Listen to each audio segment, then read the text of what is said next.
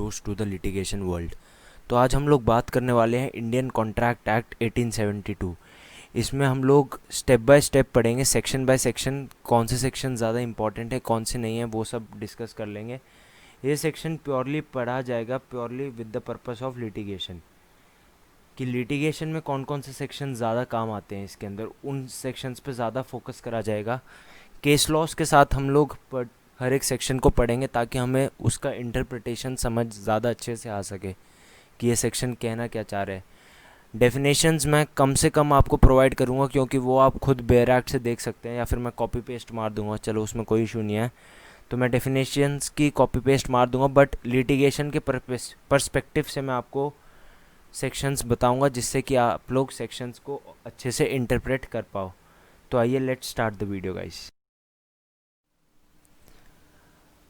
तो भाई सबसे पहले हम लोग पढ़ेंगे that what is the legal value of this Indian contract act. Indian contract act का इंटेंशन क्या है, ये बनाया क्यों गया। इसका मेन पर्पस था कि भाई जब भी सपोज़ फ्यूचर में कभी आपका लिटिगेशन आएगा, दो पार्टीज़ के बीच में डिस्प्यूट क्रिएट होगा ओवर अ कॉन्ट्रैक्ट, तो वो लोग क्या देखेंगे, वो देखेंगे कि क्या टर्म्स एंड कंडीशन थी कॉन्ट्रैक्ट की, क्या पार्टीज़ कंपिटेंट थी कॉन्ट्रैक्ट के, and if that was a valid contract, अगर वो कॉन्ट्रैक्ट वैलिड होगा तो that will be admissible in court, तो वो एडमिसिबल हो जाएगा कोर्ट के अंदर यार।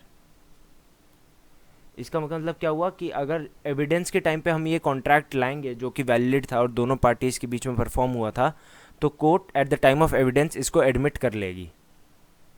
अब कुछ डेफिनेशंस पढ़ते हैं स्टार्टिंग में, बेसिक जो डेफिनेशंस है। सबसे पहले आता है व्हाट इज़ कॉन्ट्रैक्ट। कॉन्ट्रैक्ट क्या होता है, an agreement enforceable by law.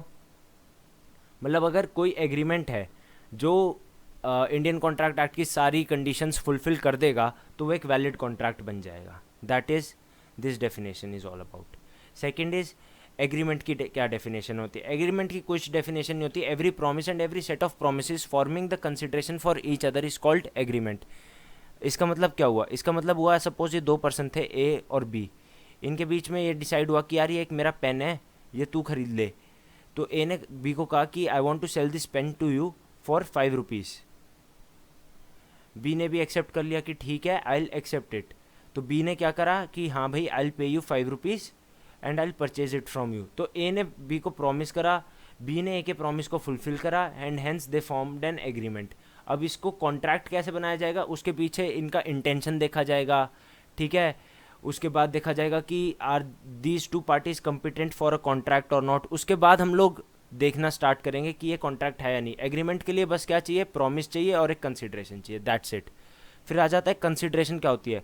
Consideration होती है कि at the desire of the promisor the promisee और any other person has done और has abstained of doing anything. इसका क्या मतलब हुआ, इस केस में ए जो था, ए ने एक प्रपोजल दिया कि भाई मैं अपना पेन 5 रुपये में बेचूंगा। तो ये जो 5 रुपये थे ये बी ने पे कर दिए, मतलब eight the desire of the promisor. Promisor कौन होता है, जो बंदा ऑफर देता है वो प्रोमिसर होता है। मतलब ए के डिज़ायर पे बी ने ए को 5 रुपये पे कर दिए फॉर दिस पेन। तो इसका क्या मतलब हुआ, at the desire of the promisor, A के डिज़ायर पे बी ने पे करा तो बी को ये पेन मिल गया। तो बी ने जो ये कंसिडरेशन थी ये एक लॉफुल थी, ठीक है भाई, दोनों पार्टी सेटिस्फाइड हो गई, कंसिडरेशन लॉफुल कंसिडर हो गई। बस ये थी ये डेफिनेशन भी। तो इसके बाद हमारा आता है कि सर विलियम एंसन ने क्या कहा था। सर विलियम एंसन ने कहा था that law of contract is intended to ensure that what a man has led to expect shall come to pass and what has been promised to him shall be preferred. इसका कुछ नहीं, simple मतलब ये होता है कि जो एक कॉन्ट्रैक्ट फॉर्म होगा उसके पीछे आपकी इंटेंशन देखी जाएगी कि आपकी इंटेंशन क्या थी, मोटिव क्या था, और जो भी मोटिव था उस कॉन्ट्रैक्ट के पीछे वो पूरा होना चाहिए। दो पर्सन अगर एक कॉन्ट्रैक्ट में आ रहे हैं तो किसी पर्पस से आ रहे हैं, वो पर्पस आपका पूरा होना चाहिए। ये इन्होंने सिर्फ यही कहा था।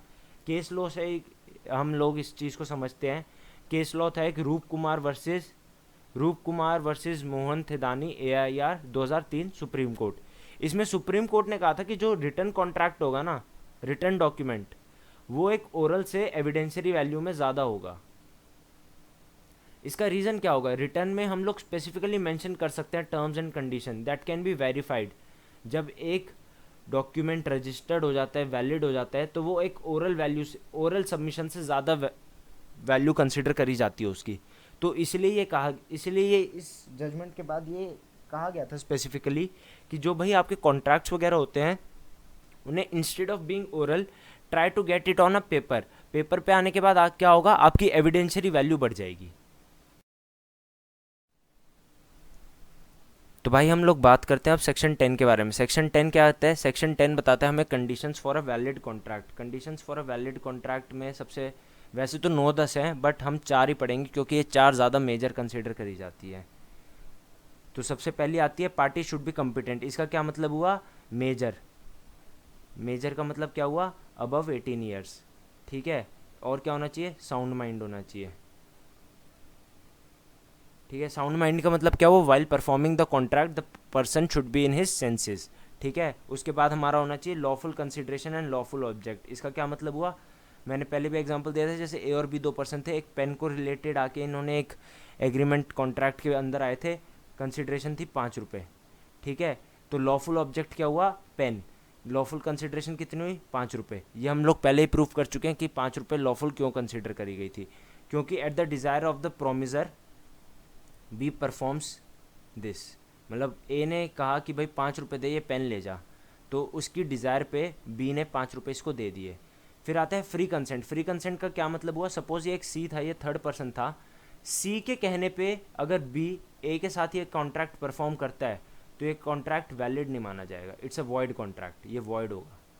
इसका रीज़न क्या हुआ? सी के कहने पे बी ने परफॉर्म करा है, बी ने अपने सेंसेस अप्लाई नहीं करे, बी का कोई कंसेंट नहीं था, there was no consent of B, इसलिए ये वॉइड होगा। तो फ्री कंसेंट होना बहुत ज़रूरी है। नॉट एक्सप्रेसली डिक्लेयर्ड वॉइड, या फिर एक्सप्रेसली डिक्लेयर्ड वॉइड, या कोई इलीगली काम है अगर जैसे ड्रग्स का, या कोई भी अगर इलीगल काम है जो कि एक्सप्रेसली डिक्लेयर्ड वॉइड है बाय द लॉ, अगर वो ऐसा कुछ है तो वो वॉइड माना जाएगा, वो एक वैलिड कॉन्ट्रैक्ट का एसेंशियल नहीं होगा। उसके बाद एक केस हुआ था CWT वर्सेस अब्दुल हुसैन। इस केस में क्या कंसिडर करा था? CWT वर्सेस अब्दुल हुसैन मुल्ला मोहम्मद में ये कहा गया था कि एक एग्रीमेंट में, एक कॉन्ट्रैक्ट के लिए एक लॉफुल एग्रीमेंट होना चाहिए, एक लॉफुल कंसिडरेशन होनी चाहिए, बट एक थर्ड चीज़ भी बहुत ज़रूरी है, and that is true consent. True consent में क्या होना चाहिए? सेम सेंस होनी चाहिए, सेम मोटिव होना चाहिए पार्टीज़ का। सेम सेंस मतलब क्या हुआ? सेम सेंस में मतलब कि हाँ भाई हम दोनों कॉन्ट्रैक्ट में आना चाहते हैं, हम दोनों अपनी मर्जी से कॉन्ट्रैक्ट में आ रहे हैं, कोई हमारे ऊपर अनड्यू इन्फ्लुएंस नहीं है। सेम मोटिव क्या है? मोटिव क्या हुआ? भाई मैं अपना पेन बेचना चाहता हूँ, मैं भाई तेरा पेन खरीदना चाहता हूँ, ये इनका मोटिव था, ठीक है। और इसको समझने के लिए हम लोग एक जजमेंट और पढ़ लेते हैं। एक थी जजमेंट एप्पलसन वर्सेस लिटिलवुड। इसमें क्या हुआ था? दैट पार्टीज में expressly mention if there is any legal relationship और if there is any intention to form social agreements, it is presumed that there is no legal relationships between the parties. इसका मतलब क्या हुआ? इसका मतलब हुआ कि जब अगर हम कोई कॉन्ट्रैक्ट कर रहे हैं, आपने कभी शायद कोई कॉन्ट्रैक्ट पढ़ा भी होगा ना, तो उसमें ऐसा लिखा होता है, मैं आपको दिखाता हूँ, एक सेकंड, मेरा कर्सर नहीं मिल रहा, सॉरी। हाँ, तो जब कोई कॉन्ट्रैक्ट बनता है ना तो उसमें ऐसे लिखा होता है, जैसे अगर ये कॉन्ट्रैक्ट है तो इसमें लिखा होता है ये फर्स्ट पार्टी है, ये सेकंड पार्टी है, मतलब there has to be a legal relationship between the parties. एक कॉन्ट्रैक्ट जो है वो एक इनफॉर्मल लेटर नहीं होता कि हम दोनों दोस्त हैं इसलिए हम कर रहे हैं, नहीं, कि भाई हम, ये कॉन्ट्रैक्ट है हमारे बीच में, ये परफॉर्म होगा, ये कंसिडरेशन होगी इसमें, ये इस डेट को परफॉर्म हुआ है, यहाँ पे 2 विटनेस होंगे, ठीक है। तो एक लीगल रिलेशनशिप आपको डेवलप करनी पड़ेगी to form a valid contract. अगर आप लीगल रिलेशनशिप फॉर्म करना भूल जाते हो या आपसे नहीं हो पाती कॉन्ट्रैक्ट में, then that contract will not be considered as a valid contract. इसका एक और लैंडमार्क केस है बेल्फर वर्सेस बेल्फर। तो पहले आओ इस केस के एक बार फैक्ट्स पढ़ लेते हैं, उसके बाद इस बारे में बात करते हैं। तो भाई बेल्फर वर्सेस बेल्फर जो है ना 1919 का केस है। इसमें क्या हुआ था? हस्बैंड वाइफ इंग्लैंड गए थे, तो हस्बैंड ने वाइफ को कहा कि आप इंग्लैंड में ही रुक जाओ, मैं आपको 30 पाउंड्स इंग्लैंड में ही देता रहूँगा, क्योंकि उसकी ना कुछ मेडिकल हालत ठीक नहीं थी, she was not having a good medical condition. तो हस्बैंड ने उनको कहा कि आप इंग्लैंड में रुक जाओ, I will send you 30 pounds every month, ठीक है। और हस्बैंड वापस काम से श्रीलंका आ गया। तो क्या हुआ कि हस्बैंड ने कुछ महीने तो दिए पैसे भाई, 30 पाउंड्स जो उनके बीच में एक्सेप्ट हुआ था, जो उनके बीच में हुआ था कि हाँ भाई रजामंदी। तो उसके बाद क्या हुआ? कुछ टाइम बाद हस्बैंड ने पैसे देने बंद कर दिए। तो वाइफ ने कहा कि भाई पैसे दो, बट हस्बैंड नहीं कहा। तो वाइफ ने हस्बैंड को सू कर दिया स्पेसिफिक परफॉर्मेंस के लिए कि भाई हमारे बीच में एक कॉन्ट्रैक्ट हुआ था, अब वो ये परफॉर्म नहीं कर रहा, तो स्पेसिफिक परफॉर्मेंस का केस वाइफ ने हस्बैंड के अगेंस्ट फाइल कर दिया। तो कोर्ट ने एक चीज़ कही थी, कोर्ट ने एक चीज़ कही that wife fails to prove any legal relationship between wife and husband for performing this contract. Husband was giving money for because of his love and affection towards his wife cannot bound husband to give those 30 pounds monthly। ठीक है, एक और judgement आई थी, इसी judgement में ये कहा गया था this judgment made a distinguishable aspect of parties in a legal relationships at common law। A contract is not enforceable unless the parties intended to contract to create legal relationship। इसका मतलब क्या हुआ कि यार एक लीगल रिलेशनशिप के intention से आप एक कॉन्ट्रैक्ट में आते हो। अब इस केस में क्या हुआ, ये हस्बैंड वाइफ थे, इनके बीच में एक हस्बैंड वाइफ वाला अफेक्शन था, एक प्यार था, ये उस बेसिस पे कॉन्ट्रैक्ट में आए थे जो कि कंसिडर नहीं करा। तो एक हमने इन दो जजमेंट से क्या सीखा, इन दो जजमेंट से सीखा that there must be a legal relationship. Legal relationship आपको सबसे ज़्यादा ज़रूरी है किसी भी कॉन्ट्रैक्ट को परफॉर्म करने के लिए। इससे हम क्या पता लगा सकते हैं भाई, लीगल रिलेशनशिप सबसे पहले अगर हम कोई कॉन्ट्रैक्ट पढ़ते हैं हम ये देखेंगे कि ये लीगल रिलेशनशिप में है या नहीं। तो ये सबसे ग्रैंड नॉब हो गया लीगल रिलेशनशिप। भाई फिर एक और केस आया था जॉन्स वर्सेस पैडवेटन 1969। इसमें कहा गया था if there is no written contract then there will be no legal relationship. अब आप देख रहे हो ना, ये सारे केसेस इंटरलिंक्ड है। जैसे बेल्फर वर्सेस बेल्फर में क्या कहा था कि आपको एक लीगल रिलेशनशिप बनानी पड़ेगी। उसके बाद जॉन्स वर्सेस पैडवेटन ने कहा कि अगर कोई रिटन कॉन्ट्रैक्ट नहीं होगा तो इसका क्या मतलब हुआ, इसका मतलब हुआ कि लीगल रिलेशनशिप भी नहीं है। तो अब हम लोग एक चीज़, जब हम जजमेंट्स पढ़ रहे हैं हमें ये चीज़ तो समझ आ गई कि भाई जब हम कोई भी कॉन्ट्रैक्ट पढ़ेंगे या कोई भी कॉन्ट्रैक्ट फ्यूचर में ड्राफ्ट करेंगे, हमें सबसे पहले लीगल रिलेशनशिप पे ध्यान देना होगा कि हमें दोनों पार्टीज़ की एक लीगल रिलेशनशिप इस्टेब्लिश करनी है। फिर Mac Georger versus Mac Georger एक केस था, उसमें ये 3 टेस्ट दिए थे कि ये 3 टेस्ट परफॉर्म होने चाहिए एक लीगल रिलेशनशिप को सेटिस्फाई करने के लिए। सबसे पहले दोनों पार्टीज़ के बीच में एक इंटेंशन होना चाहिए। सेकेंड कि भाई फैक्ट्स देखने होंगे, जो हमारा कॉन्ट्रैक्ट बन रहा है उसके फैक्ट्स, ठीक है। और तीसरा intention of the parties at the time of agreement. तो भाई सेक्शन 4 क्या बात करता है, सेक्शन 4 बात करता है that communication of a proposal deems to be completed when it comes to the knowledge of the person to whom it is made. मतलब क्या हुआ कि सपोज अगर ए बी को कोई प्रपोजल दे रहा है, अगर ए है, एक सेकेंड, हाँ, अगर ए है, ए अगर बी को कोई प्रपोजल दे रहा है, कोई ऑफ़र दे रहा है, तो ए कुछ कम्युनिकेट करेगा बी को किसी भी मोड से। जब वो कम्युनिकेशन बी तक पहुंच जाएगी तब माना जाएगा कि हाँ भाई कम्युनिकेशन कंप्लीट हो गई है, ऑफ़र दिया जा चुका। ठीक है, एक केस हुआ था, काफ़ी लैंडमार्क केस है, लालमन शुक्ला वर्सेस गौरी दत्त। फैक्ट्स बता देता हूँ कि भाई एक ना लालमन शुक्ला जो था ये सर्वेंट था, गौरी दत्त ओनर था। तो गौरी दत्त जो है ओनर है, उनका सन जो है वो लॉस्ट हो गया था, तो लालमन शुक्ला उसे ढूंढने चला गया था। इतने में क्या हुआ, गौरी दत्त ने एक प्राइस अनाउंस कर दिया, ठीक है, कि भाई जो भी मेरे बेटे को ढूंढ के लाएगा मैं उसे इतना प्राइस दूंगा। सपोज एक्स अमाउंट थी वो, लालमन शुक्ला उसे ढूंढ के ले आया। तो लालमन शुक्ला ने क्या करा, क्लेम करा कि भाई अब मैं आपके बेटे को ढूंढ के लाया हूँ तो ये एक्स अमाउंट आप मुझे दो।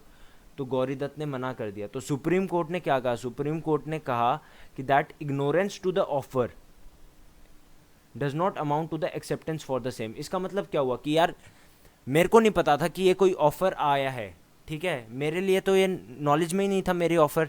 तो अगर मेरी नॉलेज में कोई ऑफ़र नहीं है तो मैं उस ऑफ़र के बेनिफिट्स क्लेम नहीं कर सकता अगर मैंने वो ऑफ़र परफॉर्म भी कर दिया है, क्योंकि मेरे को वो ऑफ़र मेरी नॉलेज में नहीं था। और एक बात और कही गई थी इसके अंदर that if there is any specific proposal then there must be a specific communication, whereas if there is no specific communication then the offer is to the general public। फिर उसके बाद आते हैं टाइप्स ऑफ ऑफर्स। ऑफर्स भी पढ़ लेते हैं हम लोग क्या होते हैं। ऑफर होते हैं जनरल ऑफर। जनरल ऑफर होता है कि that A give offer to B, A ने बी को ऑफर दिया, बी ने एक्सेप्ट कर लिया कि और एक कॉन्ट्रैक्ट हो गया। काउंटर ऑफर क्या होता है, ए ने बी को कोई ऑफर दिया, बी ने रिवर्ट बैक करा कि यार मैंने ए को बी को कहा कि आप मेरा पेन खरीद लो 5 रुपये में, बी कहती है नहीं मैं आपका पेन 4 रुपये में खरीदूंगा, तो इसका ये काउंटर ऑफर था। अब क्या हुआ, now it's duty of A to accept it और नॉट। पहले क्या था, बी के ऊपर था कि वो एक्सेप्ट करेगा या नहीं करेगा, बट इस टाइम क्या हुआ, टेबल टर्न हो गया, अब ए के ऊपर है कि वो एक्सेप्ट करेगा या नहीं करेगा। अब प्रोमिसर ये हो गया, ऑफरर ये हो गया, इसने ऑफर दिया है, एक्सेप्टर ये होगा। पहले ऑफरर ये था, एक्सेप्टर ये था, ये चीज़ देखना। उसके बाद क्या होता है, क्रॉस ऑफर। क्रॉस ऑफर में क्या होता है, A give offer to B, B did not have any knowledge for the same, gave offer to A. It is not important that offer should be made on same day. Only thing is that it should not be in knowledge of either of the parties. ठीक है, cross offers are not legally binding, they are just without any acceptance. इसका मतलब क्या हुआ, ए ने कहा B को, मतलब एक लेटर लिखा कि मैं अपना पेन बेच रहा हूँ 5 रुपये में, आर यू इंटरेस्टेड। ठीक है, उसी टाइम बी ने भी, उसी टाइम क्या हुआ, मतलब किसी भी टाइम में बी ने भी एक लेटर लिखा ए को कि मैं आपका पेन खरीदना चाहता हूँ 5 रुपये में। ये क्या हुआ, एक क्रॉस ऑफर हो गए। दोनों को एक दूसरे के ऑफर की नॉलेज भी नहीं थी और दोनों ने एक दूसरे को एक ऑफर भी दे दिया from the for the same subject matter. Subject matter same होना चाहिए इसके अंदर, ये चीज़ ध्यान रखना। फिर आता है जनरल ऑफर। जनरल ऑफर क्या होता है, जनरल ऑफर होता है an offer made to the public at large is called general offer. Suppose यार एक केस से समझते हैं, केस से आसानी होगी। Carlill versus carbolic smoke ball corporation एक केस था। इसमें क्या हुआ कि जो डिफेंडेंट था ना, उसने एक एडवर्टीजमेंट दे दी न्यूज़पेपर में। न्यूज़पेपर मतलब क्या हुआ कि भाई पब्लिक एट लार्ज को एक आपने वो दे दिया, ये न्यूज़पेपर मैंने पब्लिश करा, उसमें मैंने एक एडवर्टीजमेंट दे दी। एडवर्टीजमेंट में कहा कि जो भी मेरे ये स्मोक बॉल खाएगा वो इम्यून हो जाएगा इन्फ्लुएंजा से, उसको इन्फ्लुएंजा इन्फेक्शन नहीं होगा। ठीक है, तो प्लेंटिफ ने खा ली, बट प्लेंटिफ फिर भी इन्फ्लुएंजा से कंटामिनेट हो गया, इन्फ्लुएंजा वायरस से।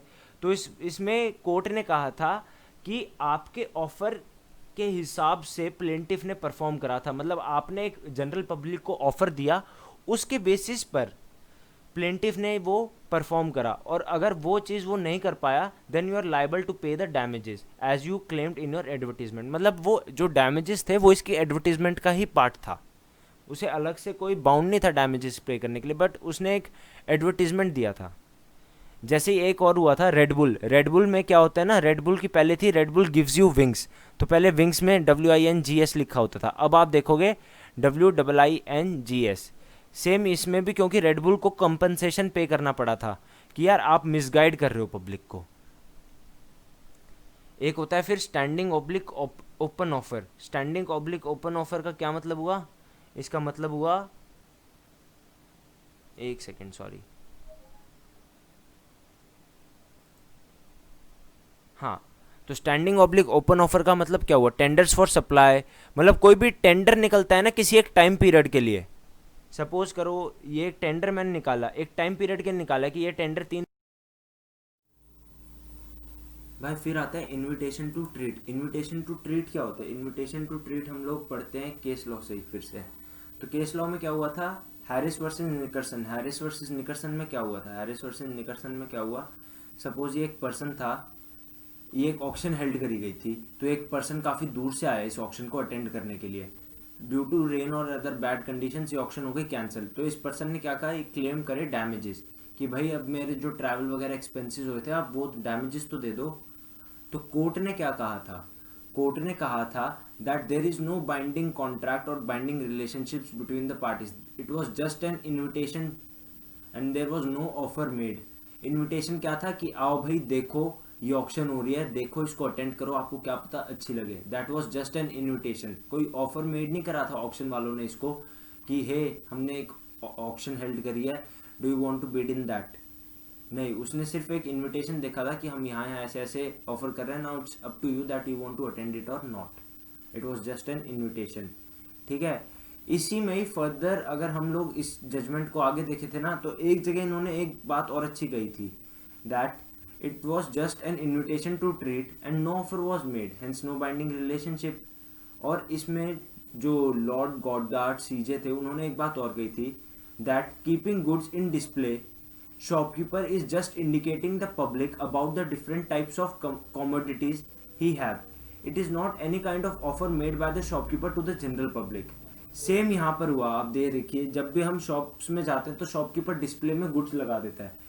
जब डिस्प्ले में गुड्स लगा देता है ना, तो shopkeeper is not giving you any offer, he is just giving you an invitation कि आओ मेरी दुकान में, आप देखिए हमारे पास अलग अलग तरीके के गुड्स है, इट्स जस्ट एन इन्विटेशन।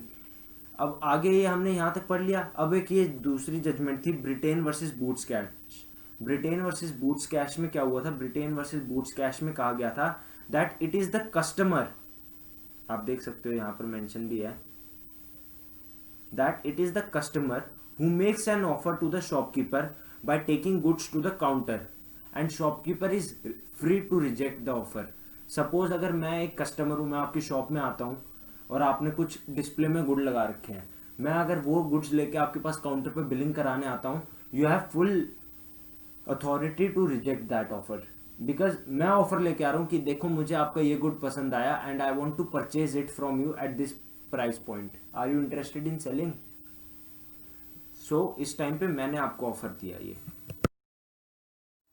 फिर हम कुछ इंपॉर्टेंट केस लॉस, अब हम कुछ इंपॉर्टेंट केस लॉस की बात कर लेते हैं। ये काफ़ी मेजर केस लॉस थे। सबसे पहला जो केस लॉ आता है वो आता है बैंक ऑफ इंडिया, जो हम लोग यहाँ देख सकते हैं, that Bank of India versus OP Swarnkar 2003 Supreme Court. इसमें सुप्रीम कोर्ट ने कहा था that employ can withdraw back his resignation if no action has been performed on it yet. इसका मतलब क्या हुआ? इसका मतलब हुआ कि भाई मैंने एक ऑफर दे दिया बट सामने वाले को उसकी अभी नॉलेज नहीं है, उसको नॉलेज में ही नहीं है, तो I have full right that I can take that offer back. But अगर उसको एक नॉलेज आ गई मेरे ऑफर की, then I can't take it back. तो क्या इससे हमें क्या पता लगा कि अगर हमने कोई ऑफर करा और सामने वाले ने अगर उसे एक्सेप्ट कर लिया या उसके नॉलेज में ही आ गया, तो अब ये उसके ऊपर होगा कि वो इसे एक्सेप्ट करेगा या रिजेक्ट करेगा। बट अगर उसकी नॉलेज में ही नहीं आया, तो हम, अगर हम नहीं चाहते कि वो एक्सेप्ट करे, तो हम टेक बैक कर सकते हैं अपना ऑफर उसकी नॉलेज में आने से पहले।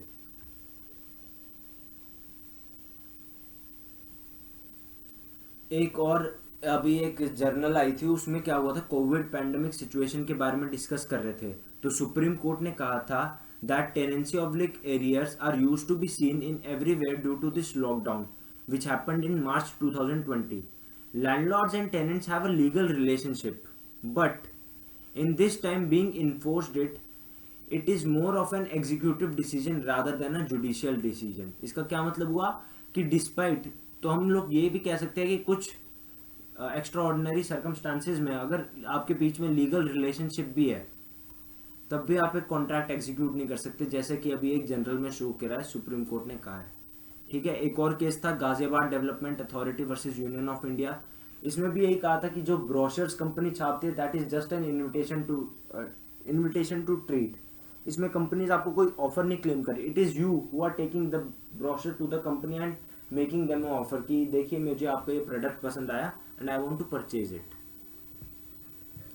और एक और केस था कि जुरिस्डिक्शन कॉन्ट्रैक्ट की कहाँ होती है। जुरिस्डिक्शन होगी where the offer was accepted and the contract was formed. Suppose अगर दो पर्सन है, ए और बी है, सपोज अगर मान लो ए और बी थे, सब्जेक्ट मैटर था कोई, ठीक है, उनके बीच में कॉन्ट्रैक्ट, ए ने बी को ऑफर दिया मुंबई में, ठीक है, बी ने एक्सेप्ट करा इसे कोलकाता जाके,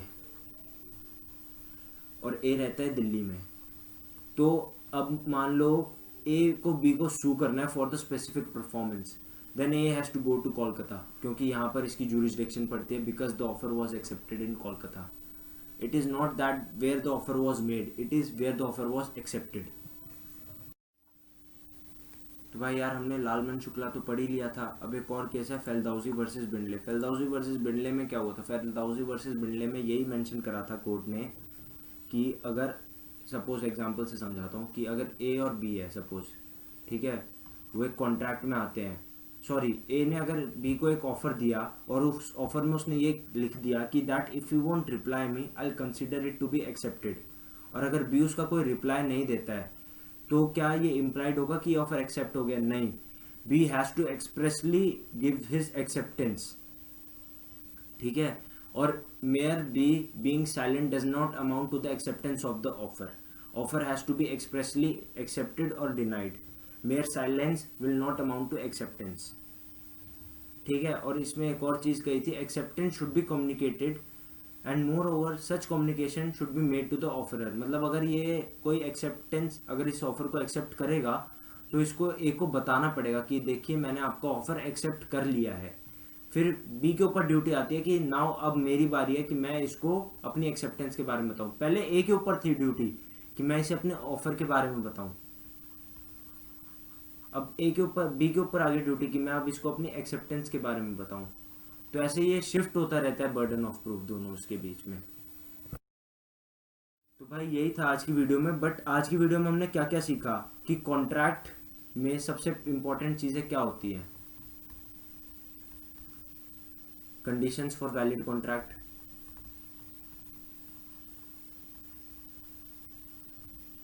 ये सबसे बेसिक है, सेक्शन 10।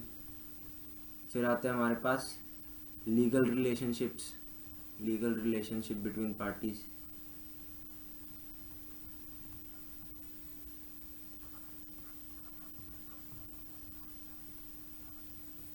ठीक है, तीसरा हमारे पास क्या आता है, तीसरा आता है हमारे पास acceptance should be implied, should be expressly made.